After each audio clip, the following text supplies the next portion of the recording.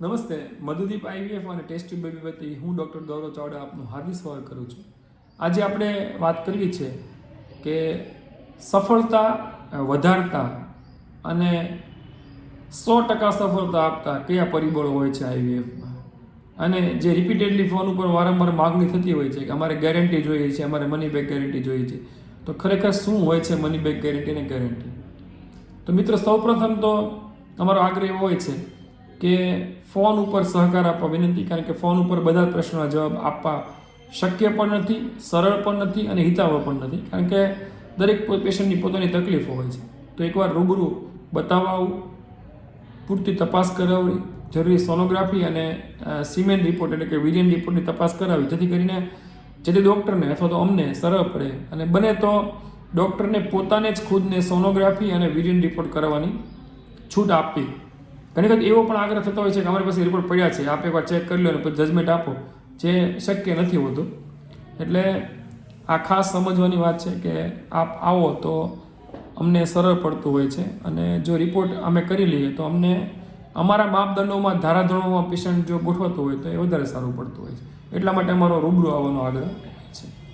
બીજો પ્રશ્ન એ આવે છે કે સફળતા માટેના પરિબળો કયા? સફળતા માટેના પરિબળોમાં ઉંમર, કોઈ પણ બીમારી, માંદગી કે જે જૂની હોય, ઉદાહરણ તરીકે ટીબી હોય, ગર્ભાશયની અંદર ગાંઠો હોય, ગર્ભાશયમાં પડદો હોય, નળી બ્લોક હોય, એન્ડોમેટ્રિયોસિસ હોય વગેરે જેવા આમાં ફેક્ટર જવાબદાર હોય છે. પણ એ આપના ડૉક્ટર તે આપને સારી રીતે ગાઈડ કરી શકે, જેમ કે અમે લોકો. તો આપ આવો તો અમે લોકો એ વસ્તુ સમજાવતા હોઈએ છીએ. ત્યારબાદની પ્રશ્ન હોય છે શુક્રાણુનો. બાળક રહેવા માટે 50% સ્ત્રી અને 50% પુરુષ જવાબદાર હોય છે. જેમ સ્ત્રી પાત્ર જવાબદાર હોય છે, એમ પુરુષ પાત્ર પણ આના માટે જવાબદાર હોય છે, જેના માટે અમે રૂબરૂ વીર્ય રિપોર્ટ કરાવવાની સલાહ આપતા હોય છે. ઘણી વખત નહીં, 99% એવું થતું હોય છે કે અમે રિપોર્ટ કરાવી લઈશું, પછી તમને આગળ કહીશું. તો જે શક્ય નથી કહેવું કે આપ કોઈ બીજી જગ્યાએ રિપોર્ટ કરાવવાનો હોય પછી જજમેન્ટ લો, એટલે બેટર કે આપ જે ડૉક્ટર પાસે જાઓ એની પાસે તે વિરિયન રિપોર્ટ આપો, જેથી ડૉક્ટરને સિમેન રિપોર્ટ જોવામાં સારું પડે, એક્ઝામિનમાં સારું પડતું હોય તો રિપોર્ટ કરાવવાનો આગ્રહ અમારો હોય છે, જેથી કરીને ખ્યાલ આવી જતો હોય છે. ત્રીજી વાત કે સફળતા માટે પૂરતું ન્યુટ્રિશન, એટલે કે આ કોરોના કાળમાં પૂરતું સ્વાસ્થ્યવર્ધક અને આરોગ્યપ્રદ ખાવું પણ ખૂબ જરૂરી હોય છે. પૂરતી ઊંઘ, ચિંતા ન કરવી, ધાર્મિક પુસ્તકોનું વાંચન કરવું, મેડિટેશન કરવું, કસરતો કરવી અને યોગા કરવું, એ બેઝિક વસ્તુ આમાં હોય છે. હાઈ પ્રોટીન ડાયટ અને જરૂરી જે કાર્બોહાઈડ્રેટ અને ફેટવાળી ડાયટ હોય છે એના માટે પણ અમે સલાહ આપતા હોય છે. 9 કલાકની ઊંઘ જરૂરી ફરજિયાત હોય છે. બિનજરૂરી ચિંતા ન કરવી, અને મારી ઈચ્છા એવી કે જે વસ્તુમાં આપણે ખ્યાલ ન હોય એના વિશે પણ પૂછપરછ ન કરવી. ઉદાહરણ તરીકે આઈવીએફ સક્સેસ માટે ઘણી બધી લેભાગુ જાહેરાતો હોય છે કે જે અલગ અલગ માધ્યમ દ્વારા આપણી પાસે આવતી હોય છે. તો જ્યારે આટલા બધા એક્સપર્ટ ડૉક્ટરો આપણી પાસે જરૂરી અવેલેબલ છે, તો પછી એવી સારવાર કે લોભામાં શું કામ લોભાવવું, એ પણ મારી એક આપની સલાહ છે. તો એવી વસ્તુમાં છેતરાવું નહીં. ઉપરાંત આઈવીએફ માટે આપ જ્યારે કોઈ પણ જાતના પેકેજ લેતા હો છો ત્યારે ડૉક્ટર સમજાવતા હોય છે કે સિંગલ પ્રયત્નનો ખર્ચો કેટલો, ગેરંટેડ પ્રયત્નનો ખર્ચો કેટલો અને મની બેક ગેરંટીનો ખર્ચો કેટલો. હવે આ બહુ સમજવા જેવી વાત છે કે જ્યારે આવું અલગ અલગ ડૉક્ટર સાથે વાત થતી હોય ત્યારે ડૉક્ટર સાહેબ આપને બાળક રહે એવા પ્રયત્ન કરતા હોય છે. એમાં કોઈ પૈસા કમાવાની જાહેરાત હોતી નથી. તો આ સ્પષ્ટ કરીને જ કોઈ પણ દવાખાને જવું, એટલે ફરી વખત ભવિષ્યમાં એવું ન થાય કે ડૉક્ટર સાહેબને આમાં પૈસા કમાવા છે. આપની જરૂરિયાત છે, અમે એના માટે બેઠા છીએ. આ કોઈ અમારો ધંધો નથી, આ અમારો કોઈ વ્યવસાય નથી. આ એક ઉમદા જે આપણી એક તબીબી સારવાર હોય છે એના ભાગરૂપે થતી પ્રક્રિયા હોય છે, અને એમાં ખૂબ જ ખર્ચાળ વસ્તુ હોવાથી આપને થોડી વસ્તુ ખર્ચાળ પડતી હોય છે. ત્રીજી વાત, બિનજરૂરી ભાવ ઓછા કરવાની માગણી કરવી અથવા તો બિનજરૂરી માગણી કરવી એ પણ હિતાવ નથી. કુદરતનો ક્રમ હોય છે એને આપણે ફોલો કરવો ખૂબ જ જરૂરી હોય છે. એટલે આપણે કહીએ એની કરતાં ડૉક્ટર સાહેબ જે કહેતા હોય એ સમજી લેવું વધારે હિતાવ હોય છે. ડૉક્ટર સાહેબ જ્યારે સમજાવતા હોય ત્યારે બિનજરૂરી તેમાં આપણે એને ઇન્ટરફેર કરીએ અને જે નથી ખ્યાલ એ વિશે આપણે માહિતી મળી તો એ ખોટી વાત કહેવાય. અને એની પછીની વાત એ છે કે દવાઓ નિયમિત લેવી ખૂબ જરૂરી છે. જે ટાઈમે આપણે આવવાનું કહેવામાં આવે તપાસ તારે કરાવવી પણ જરૂરી છે. અને ઇન્જેક્શનો હોર્મોનના હોવાથી, ટેબ્લેટ્સ હોર્મોનની પ્રોજેસ્ટેરોન ઇસ્ટ્રોજન હોવાથી એને ટાઈમે લેવી એ જરૂરી છે. નહીંતર પછી માસિક આવી જતું હોય છે અને એને વિડ્રોલ બ્લીડિંગ કહેવાતું હોય છે, અને પછી એમાં આપને મનદુખ થતું હોય છે કે આવું ન થવું જોઈએ, તો એના માટે આપ જ જવાબદાર હો છો. ત્યાર પછીની વાત એ આવે છે કે જ્યારે સમજાવવામાં આવે ત્યારે પૂરતું સમજીને જાઓ. એને આપ રેકોર્ડિંગ કરી લો, ઓડિયો આપ વિડીયો રેકોર્ડિંગ કરી લો. કેમ કે થતું એવું હોય છે કે આપનો જ્યારે વારો હોય ત્યારે ડૉક્ટર સાહેબ, એમના આસિસ્ટન્ટ ડૉક્ટર બધી જ માહિતી આપતા હોય, ત્યારે આપણે ધ્યાન નથી રાખતા હોતા. પછી પૂછી લેશું, જોઈ લેશું, મારા સગા સમજી લેશે, અને પછી જ્યારે આપ ફોન કરો ત્યારે અમને એ પણ ખ્યાલ ન હોય કે આ પેશન્ટમાં શું જરૂરી હોય, અને આપણી પાસે રિપોર્ટ મંગાવી ત્યારે થોડું આપણે થતું હોય છે કે પૂરતું કાળજી નથી લેવાતી, જે ખરેખર એવું હોતું નથી. જ્યારે આપને સમજાવવામાં આવે ત્યારે આપ સમજી લો, જવાબદાર માણસની સાથે રાખો, સમજી શકે તેવા વિડીયો રેકોર્ડિંગ કરો, ઓડિયો કરો વગેરે તમે કરી શકો છો. આ બધા એના ઉપાય હોય છે. ત્રીજી વાત કે જ્યારે આપણે આઈવીએફ કરાવતા હોય છે ત્યારે આપણે ખબર જ હોય છે કે આઈવીએફ એ થોડી ખર્ચાળ પદ્ધતિ હોય છે. અમે એમાં રાહત આપવા માટે ફક્ત 30,000માં આઈવીએફ કરી આપતા હોય છે. ત્યારે રૂમ ચાર્જ નહીં આપવું, એનેસ્થેસિયા ચાર્જ નહીં આપવું, ઇન્જેક્શનનો ખર્ચો તમારે ભોગવવો પડશે, બાળક મૂકીને દવા પર તમારે લેવી પડશે, જેવી માગણીઓ કરવી એ અમને બરાબર નથી લાગતી હોતી. કેમ કે આપને અમે મદદ કરવા માટે બેઠા છીએ. કોઈ પણ જાતની વસ્તુ ફ્રીમાં હોતી નથી, એનો વ્યાજબી દર હોય છે. એના માટે અમે કોરોના પછી સતત એના માટે કાર્યશીલ છીએ. તો જ્યારે જે વસ્તુ સમજાવવામાં આવે એ કોઈ ઓફર નથી હોતી, એ ટર્મ્સ એન્ડ કન્ડિશન હોય છે. ઉદાહરણ તરીકે જ્યારે 30,000માં અમે આઈવીએફ કરી આપતા હોય ત્યારે અમે ઇન્જેક્શનનો ખર્ચો, એમાં ઈંડા ખેંચવા, બાળક બનાવવો અને બાળક બનાવીને મૂકી દેવાની વાત કરતા હોય છે. ઉપરાંત લેબોરેટરી ખર્ચોનો પણ સમાવેશ થતો હોય છે, ડિસ્પોઝેબલ અને બધી જ વપરાતી તમામ વસ્તુનો સમાવેશ થતો હોય છે. તો ત્યારે પેશન્ટ એવું પૂછતું હોય છે કે બાળક મૂક્યા પછી તે બહારથી મેડિકલની દવા લેવાની હોય, એ તમારે આપવી પડતી હોય, જે વ્યાજબી વાત નથી. ઉપરાંત એ સમજણની પણ વાત નથી. અને પછી જ્યારે ડૉક્ટર રસ ઓછો લે ત્યારે એમને એમ લાગતું હોય છે કે અમારામાં ધ્યાન દેવાતું નથી. પણ અમારી પણ પોતાની થોડીક લિમિટેશન હોય છે, અને અમે એ નિયમોની અંદર જ કામ કરી શકતા હોઈએ છીએ. હું પણ ધારાશાસ્ત્રી છું, લીગલ એડવાઇઝર છું, એટલે મને પણ ખ્યાલ છે કે પેશન્ટનું હિત રાખવું ખૂબ જરૂરી હોય છે. એટલે બાળક મૂક્યાની બાદની દવાઓ અલગથી લેવી પડતી હોય છે. અને જ્યારે ડૉક્ટર સમજાવે ત્યારે સામે હિસાબ કરો કે 30,000 રૂપિયા પ્લસ અમારે દવાના બીજા 5 થશે, કે પછી અમારે આવવા જવાનું ભાડું થશે, એ પણ ગાંઠપણ જેવી વાત છે. એટલે એ બધું આપ ઘરે કરી શકો, 2 માણસ અંદર સમજી શકો. ડૉક્ટર સાહેબ જ્યારે સમજાવતા હોય ત્યારે આપણી શું તકલીફ છે અને આપને શું કહેવામાં આવી રહ્યું છે એ જાણવું ખૂબ જરૂરી હોય છે. બદલે કે અમારે ખૂબ આઘું રહેવાય છે, અમને બહુ આઘું પડે છે, અમે બહુ ધક્કા ન ખાઈ શકીએ, અમે બહુ ગરીબ માણસો છીએ, અમે દવા ન લઈ શકીએ, અમે દવા ગરમ પડે છે, અમને દવા ઠંડી પડે છે, અમે અમારા ટાઈમે જ ફોન કરી શકું. આ બધા બાના હોય છે, એ આ પદ્ધતિમાં એ ચલાવી ન શકાય. એટલે આપ જ્યારે આવો ત્યારે મેન્ટલી પ્રિપેર થઈને જ આવો કે આ બધી વસ્તુ છે એ આપે સંભાળવાની હોય છે. ડૉક્ટર તરીકે અમે આપને સારામાં સારું રિઝલ્ટ આપીએ અને આ બાળકવાળા બનો એ જાણવું જરૂરી હોય છે. પણ આ એક કુદરતી પ્રોસેસ છે અને કુદરતના નિયમો દરેકે માનવા પડતા હોય છે. એટલે એમાં મારું પણ કે તમારું પણ ન ચાલે. એ કુદરતની પ્રોસેસ પ્રમાણે આપણે અનુકૂળ થવું પડતું હોય છે.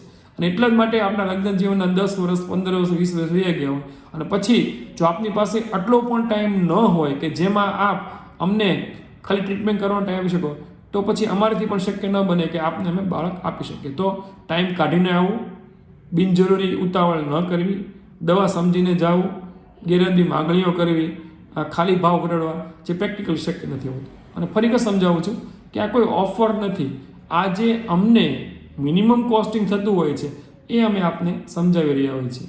આ ઉપરાંત ઘણી વખત એવા પણ ફોન આવતા હોય છે કે માર્કેટમાં એના 1.5 લાખ છે, 2 લાખ છે, તો તમારા આટલા કેટલા, એ પણ પ્રશ્ન પૂછવો મને વાહિયાત લાગે છે. કારણ કે બધાની પોતપોતાની સ્ટાઇલ હોય છે, બધાના પોતપોતાના કોસ્ટ હોય છે. તો અમારી કોસ્ટ આ છે, એનું કોઈ કારણ કે એનું જણાવો એ પણ અમને વ્યાજબી નથી લાગતું. લગભગ 70% ફોનમાં એવા આવતો હોય છે કે આપનો ભાવ શું છે. જ્યારે અમે ભાવ જણાવતા હોય ત્યારે કે હા અમે વાંચ્યું હતું, તો એવી પણ ગાંડા જેવી વાતો ન કરવી કે જે વસ્તુનો આપણે ખ્યાલ હોય. આપને ખ્યાલ હોય કે હવે 30,000 રૂપિયા છે એટલે જ આપણે ફોન કરતા હોય, અને પછી ફરી વખત ફોન કરી અને સામેવાળા માણસનો ટાઈમ બગાડવો એ પણ વ્યાજબી વાત નથી. બીજી વસ્તુ એવી વાત કરવી કે અમે આવી વાત સાંભળી છે, શું સાચી વાત છે? જ્યારે આટલું બધું રિસ્પેક્ટેબલ સેન્ટર અને આટલા બધા ડૉક્ટરો કામ કરતા હોય તો સમજી વિચારીને જ જાહેરાત અપાતી હોય છે. અમારે ત્યાંની પણ કોઈ પણ જગ્યાએ એટલે જે ભાવ લખ્યો હોય છે એ જ કરાતું હોય છે. અને છતાં આપને એવી તકલીફ હોય તો આપ રૂબરૂ આવીને ખાતરી કરાવી શકતા હોય છે. એટલે એના માટે એવા ફોન કરવા કે આ વાત સાચી છે, અમે સાંભળી છે, શું ખરેખર શક્ય છે, આ ભાવમાં શક્ય છે વગેરે જેવી વાત અહીંયા કોઈ સ્થાને નથી. આપને બાળકની જરૂર છે, અમે એના માટે દિવસ રાત મહેનત કરી રહ્યા છીએ વધુમાં વધુ કોસ્ટ ડાઉન કરવા માટે, બેસ્ટમાં બેસ્ટ રિઝલ્ટ આપવા માટે, રિકોમ્બિનેટિવ ઇંગ્લિશ વાપરવા માટે, ટેકનોલોજી ઇમ્પ્રૂવ કરવા માટે, સક્સેસ વધારવા માટે વગેરે માટે અમે કાર્ય થતા હોઈએ છીએ. હવે પછીનો પ્રશ્ન એ આવતો હોય છે કે અમારે સફળતા વધારવી છે. જ્યારે પેશન્ટને જોતા હોય ત્યારે government of India ICMR Indian council of medical રિસર્ચે એવું કીધું છે કે IVFમાં મેક્સિમમ સક્સેસ રેટ એ ટેસ્ટ ટ્યુબ હોય, ICSI હોય, PICSI હોય, ટેસા હોય, મેસા કોઈ પણ પદ્ધતિ જે ARTની અંદર આવે છે એનો સક્સેસ રેટ, સફળતાનો રેટ 30-40% હોય છે. હવે આવું સમજાવ્યા પછી હા એ જરૂરી છે કે ટકાવારી કોને કહેવાય, ત્યારે અમે સ્પષ્ટ શબ્દોમાં કહેતા હોય છે કે 10 પેશન્ટ આવે અને તમે નોર્મલ હો તો 30-40% જેવી સફળતા, 3 કે 4 પેશન્ટ અને વધુમાં 5 પેશન્ટ પોઝિટિવ રહી શકતા હોય છે. આમાં ટકાવારી ઘટી પણ શકે છે, ઘણી વખત 0% રિઝલ્ટ મળે, 1% મળે, 2% આવું પણ મળતું હોય છે. તો હવે ત્યારે અમારે જો 70% જ ગેરંટી હોય તો અમારે કામ કરવું છે, જેવી વાતો કરવી એ ડૉક્ટરનો ટાઈમ બગાડવા માટે ને આપનો પણ ટાઈમ બગડતો હોય છે. હવે પછીની વાત એવી આવે છે, ઘણી વખત સિલેક્ટેડ પેકેજ પેશન્ટને અપાતું હોય છે. ઉદાહરણ તરીકે 2 ટ્રાયલ, 3 ટ્રાયલ, 6 ટ્રાયલ અને એ અંતર્ગત નક્કી કરેલી રકમ મુજબ એમાં IVF કરાતું હોય છે, અથવા તો નક્કી થયેલી રકમ બાદ જો ન સફળતા મળે તો પૈસા પરત અપાતા હોય છે. સમાજમાં આને ખરાબ નામે ગેરંટી કે મની બેક ગેરંટી કહેવાતું હોય છે. જો ક્રિકેટમાં ક્રિકેટરને 6 મારવા માટે અથવા તો બોલરને વિકેટ ઉડાડવા માટે 6 બોલ આપવામાં આવતો હોય તો મારો પ્રશ્ન એ છે કે તો શું ડૉક્ટરને ટ્રાયલ કરવા દેવાનો અધિકાર આપ ન આપી શકો? અને જો આપની પાસે એ ટાઈમ ન હોય તો પ્રેક્ટિકલી લક ઉપર અને સક્સેસ જે 30-40% કીધો છે એમાં આપણે સ્વીકારીને ચાલવું પડતું હોય છે. હવે જ્યારે આવી વાત થતી હોય છે કે તમારે 2-3 પ્રયત્નની જરૂર પડશે ત્યારે જે ખોટો આગ્રહ હોય છે કે એક પ્રયત્નમાં થાય તો જ કરાવવું છે વગેરે, એટલે મારું સમજાવવાનું એ છે કે તમારો મત હોઈ શકે પણ આપ એ આપની રીતે ફોલો કરી શકો છો. એ કોઈ સિસ્ટમ ઉપર તમે થોપી ન શકો કે કોઈ રીતે તમે એને પ્રેશર ન કરી શકો. એટલે જ્યારે સમજાવવામાં આવતું હોય ત્યારે તમારામાં શું સારું છે એ વિશે કહેવામાં આવતું હોય છે. એમાં આર્ગ્યુ કે ડિસઆર્ગ્યુનો કોઈ સવાલ નથી. અમે પણ ભણવા બેઠા હોય છે, બધા ડૉક્ટર સાથે જ ભણવા બેઠા હોય છે. એમના અનુભવ આધારે તમારી સફળતાનો આંકડો કાઢવામાં આવતો હોય છે. તો મારી ખાસ વિનંતી કે આપ જ્યારે પણ આવો ત્યારે ફોન ઉપર એપોઇન્ટમેન્ટથી વિશેષ બીજી કોઈ શક્યતાઓ સમજાવવું શક્ય નથી. જો જે ભાવ લખ્યો હોય એ કીધું હોય તો જ તમને આ ઓફર કરી હોય. ત્રીજી વસ્તુ, રજાના દિવસે ડૉક્ટર પણ સામાજિક પ્રાણી હોવાથી તહેવાર રજા દિવસે અમે પણ રજા, એટલે કે અમારો પૂરો જે ડૉક્ટર વર્ગ છે એ રજા રાખતો હોય છે. એટલે રવિવારે કે તહેવાર દિવસે એવી માગણી કરવી કે આજે બતાવવા આવું છે અમારે રજા શક્ય નથી. કોરોના ટાઈમ પછી ઘણા ડૉક્ટરો સાંજની ઓપીડી પર બંધ રાખતા હોય છે, તો સાંજે કહો તો અમે આવીએ તો જ અમારે કરાવવું છે જેવી માગણી કરવી પણ એ પણ હાસ્યાસ્પદ છે. ઉપરાંત અમે બહારગામથી આવીએ છીએ તો અમે સવારે આટલા વાગે ન પહોંચી શકીએ, પહેલાં ટાઈમ પૂછો અને પછી એવું કહેવું કે આ ટાઈમે ન પહોંચી શકો, એ પ્રેક્ટિકલી શક્ય નથી. અમે મેક્ઝિમમ આપને એડજસ્ટ થવાની ટ્રાય કરતા હોઈએ છીએ.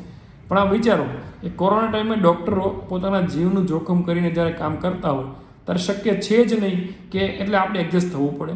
જો આપ બહારગામથી આવતા હો તો આપ હોટલનો સહારો લઈ શકો છો અને સવારે ફ્રેશ થઈને ફરી થઈ શકો છો. અથવા તો આપને એવું લાગતું હોય તો સ્પેશિયલ કેસમાં અમે એમાં પણ ટાઈમમાં આગળ પાછળ થોડું કરતા હોઈએ છીએ. અને કોઈ પણ વ્યવસાય કરતો હોય તો એમાં આપ જ્યારે આવી સારવાર લેતા હો ઉમદા બાળક તો રજા પણ રાખીને બતાવી શકતા હો છો. એટલે જો આપની પાસે ટાઈમ હોય તો જ આ વસ્તુ શક્ય બને એમ છે. અધરવાઇઝ પ્રેક્ટિકલી અમારા માટે પણ પોસિબલ નથી, કારણ કે આટલા બધા પેશન્ટ જોવાતા હોય. અને આ હું એકલા મારા માટે નહીં, સંપૂર્ણ જે ડૉક્ટર વર્ગ છે એ ભલે ગાયનેક હોય કે પીડિયાટ્રિશિયન હોય, આપની પાસે પૂરતો ટાઈમ લઈને જાઓ, બિનજરૂરી ઉતાવળ ન કરો. પૈસા બાબતમાં આપ જે રકઝક કરતા હો છો તો સમજી લો પહેલાં અને પછી જ આગળ વધો. બીજી વસ્તુ મેં કીધું એ પ્રમાણે કોઈ પણ વસ્તુ ફ્રીમાં નથી હોતી, બધાનો યોગ્ય ભાવ નક્કી કરીને જ આગળ વધતા હોય છે. છતાં આ પોતાની ચોઈસ ઉપર થતી વસ્તુ છે, એટલે ઘણી જગ્યાએ ભાવમાં ફેરફાર હોઈ શકે. 1.5 લાખવાળી વસ્તુ કોઈ જગ્યાએ 30 રૂપિયામાં પણ આપતા હોય છે. તો એના માટે કેમ આવું કરવું એ પ્રશ્ન વાહિયાત હોય છે. તો આપ સમજી લો, વિચારી લો અને પછી જ આગળ વધો. બિનજરૂરી વચ્ચે ઇન્ટરપ્ટ કરવું, હજી મારે મળવું છે તો આપના પ્રશ્ન આપ લખીને આવો, અમને જણાવી દો. અને ડૉક્ટર જ્યારે નિદાન કરે ત્યાર પછી જે હસવા જેવા પ્રશ્ન લાગતા એવા પૂછી અને ડૉક્ટરનો આપણો ટાઈમ ન બગાડો. કારણ કે અમે સતત અમારું એક જ ધ્યેય હોય છે, કોઈ પણ પેશન્ટ હોય એ પૈસાવાળો હોય કે ગરીબ હોય, એ મોટી ઉંમરવાળો હોય કે નાની ઉંમરવાળો હોય, એ શિક્ષિત કે અશિક્ષિત હોય, એ ખેડૂત હોય, એક ભલે રસ્તા પરનો કોઈ પણ ભિખારી હોય, અમારી ફરજ એ જ છે કે તેને બાળક રહેવું જોઈએ. અમે એના માટે મેક્ઝિમમ ટ્રાય કરતા હોઈએ છીએ, પ્રાઇસ ઘટાડવાની પણ ટ્રાય કરતા હોઈએ છીએ. પરંતુ હું સોનોગ્રાફીનો ચાર્જ નહીં આપું, હું વિરન રિપોર્ટનો ચાર્જ નહીં આપું, બ્લડ રિપોર્ટ તમારી માથે જેવા શબ્દો કહેવા હતા કરવા એ પ્રેક્ટિકલી શક્ય નથી હોતા. અને જ્યારે અમે જવાબ ન આપીએ અને ઉત્તરમાં મૌન થઈ જઈએ ત્યારે એવું સમજુ નહીં કે આમાં કંઈ અમારું કટ કે કમિશન હોય છે. એકચ્યુઅલી આપને ખરાબ ન લાગે એટલા માટે જ અમે લોકો બોલતા નથી હોતા. જો આપ પાનના ગલે જાઓ ત્યારે પણ કોઈ 5 રૂપિયાનું પાન ફ્રીમાં ન આપતું હોય તો પછી ભાવ ઓછો કરાવો તો ફ્રીમાં કરો એ પ્રેક્ટિકલી શક્ય નથી. તો આ સમજીને વિચારીને આપ આવો. જ્યારે અમે જાહેરાત આપતા હોઈએ છીએ અમારા પૂર્ણ વર્ગ ત્યારે અમે વિચારીને જ આપતા હોઈએ છીએ. એટલે બિનજરૂરી ગાંડા જેવા ક્વેશ્ચન ન પૂછો કે આ સાચી વાત છે અથવા આમાં થઈ જશે. અને આપને એવું લાગતું હોય કે આપને છેતરાવાનો ભય છે તો એકવાર આપ રૂબરૂ આવી અને નિદાન કરાવીને પછી આગળ વધો. કારણ કે આપ જ્યારે બતાવવા આવો છો ત્યારે આપની પાસે કોઈ ડૉક્ટર કોઈ સારવાર લેતું, કોઈ પેમેન્ટ માગતું નથી હોતું. આપને બધું સમજાય, આપને ખર્ચો અનુકૂળ આવે, આપને પ્લસ માઇનસ પોઈન્ટ શક્યતાઓ સમજાય, સફળતા નિષ્ફળતાની માહિતી આપે પછી જ આપ આપતા હો છો. એટલે અમે છેતરાઈ ગયા અને ડૉક્ટર વધારે પૈસા લે છે જેવી વાત શક્ય નથી. બાકી પ્રેગ્નન્સી રાખવા માટે હું આપને બાંહેધરી આપું છું કે 100% પ્રેગ્નન્સી રાખવી હવે શક્ય જ છે. આપને એવું લાગતું હોય તો એકવાર આપ અમને રૂબરૂ મળી જાઓ, પણ બાકી ફોન ઉપર શક્ય નથી કે આપને એ બધી સક્સેસ રેટ કહેવું. અને બીજી વસ્તુ કે ફોન ઉપર ભાવ કરાવો, આ ચાર્જીસ સમજાવી દો, તે ચાર્જીસ સમજાવી દો, વોટ્સઅપમાં મેસેજ મોકલવા કે મારા રિપોર્ટ જોઈ લો. પ્રેક્ટિકલી ફોન ઉપર રિપોર્ટ જોવા કે વોટ્સઅપમાં રિપોર્ટ જોઈ નિદાન કરવું એ પ્રેક્ટિકલી અમારા માટે શક્ય નથી. આ સગવડતા આપવામાં આવતી હોય છે તો આપને એ જો પસંદ હોય તો આપ એનો પસંદ કરી શકો છો. અમારો આગ્રહ રૂબરૂ આવી, સામે બેઠી તપાસ કરાવી, સોનોગ્રાફી કરાવી, વિરિયન રિપોર્ટ કરીને 100% સાચી માહિતી લો, 100% બાળક લઈને જ જાઓ. પણ મારો મેસેજ એ છે કે જ્યારે કહીએ છીએ ત્યારે કોઈ ડૉક્ટરનો હેતુ આપને છેતરવાનો કે કમાવાનો કે આપણને કોઈ પણ પ્રકારના ઈંડા કે વીર્ય બદલાવી નાખવાનો હોતો નથી. અમારો હેતુ એ જ હોય છે કે આપ સંતાન પ્રાપ્તિ કરો અને આપ ખૂબ સફળતા મેળવો અને ભવિષ્યમાં આપનું ફેમિલી આનંદિત રહે. તો મારી આ ખાસ વિનંતી કે પહેલાં આપ આ પરફેક્ટ સમજી લો. ટાઈમિંગ જે હોય છે એ જ હોય છે, પ્રેક્ટિકલી મોડિફાઈડ થઈ શકતો નથી હોતો. રજા હોય છે તે રજા હોય જ છે. ઉત્સવના ટાઈમે ડૉક્ટરને પણ રજા જોતી હોય છે. તો એ સમજી ટાઈમ કાઢી અને આપ આવો. કારણ કે આપના જીવનના 10 વર્ષ 15 વર્ષ વયા ગયા હોય તો 2 દિવસ વહેલું મોડું કંઈ થઈ નથી જવાનું. પૂરતી માહિતી લો અને રૂબરૂ આવીને જ વાત કરવાની રાખો. આપ જે વિષયમાં નિષ્ણાત છો એમાં જેમ ડૉક્ટર સલાહ નથી આપતા એમ જ્યારે આપ ડૉક્ટર પાસે આવો ત્યારે એ પણ વિષયમાં નિષ્ણાત હોય છે. ત્યારે આપનું બિનજરૂરી જ્ઞાન કે ગૂગલનું કે એવું કોઈ જ્ઞાન ન આપો. પ્રેક્ટિકલી બધી વસ્તુઓ મૂકીને આવો અને પૂરતું ધ્યાન આપી સમજીને બાળક લઈને જાઓ.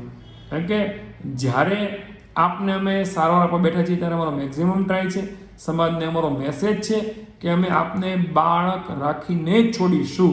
તો એ સમજો, સહકાર આપો, વિશ્વાસ રાખો. કોઈ છેતરતું નથી, બધા સારવાર દેવા માટે બેઠા છીએ. પરંતુ ભગવાન નહીં હોવાને કારણે અમારી પણ થોડી લિમિટેશન હોય છે. તો અમને આ પ્રયત્નનો મોકો આપો. હા, પ્રયત્ન માટે અમે લોકો આપને એડજસ્ટ કરી આપતા હોઈએ છીએ. તો એ સમજી અને આગળ વધીએ.